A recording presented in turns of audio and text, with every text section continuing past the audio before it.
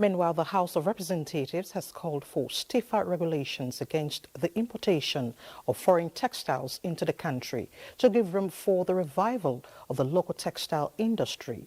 National Assembly correspondent Mitari Ikman reports on this and other resolutions at Tuesday's plenary.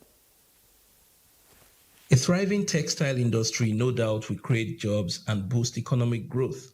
But lawmakers draw attention to the proliferation of foreign textiles in the country, suffocating local manufacturers.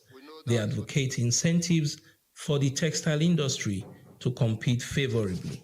The Ministry of Finance, Industry, Trade and Investment and other related agencies to encourage local textiles by providing soft loans, easy access to credit facilities through the Bank of Industries.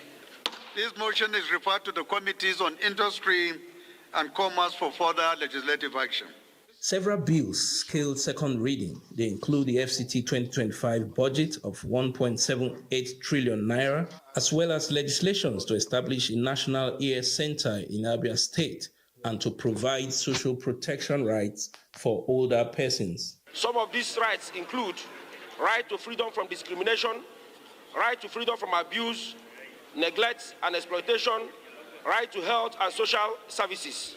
To mark this year's World Hypertension Day, medical experts were in plenary to advocate health insurance coverage for hypertension and other non-communicable diseases. Medications are getting more and more expensive. Most of our patients cannot afford medication. We need to register more people under the health insurance scheme. In 1990, when we conducted the national survey, there were less than 10% of people between the ages of 18 and 65 who were hypertensive. As at today, 40% of people above the age of 18 are hypertensive. Motions were also raised on incessant kidnappings in Edo State and the plight of communities ravaged by rainstorm in Delta State. Aware that roofs of over 2,000 houses were completely or partially damaged. Hundreds of big buildings were destroyed.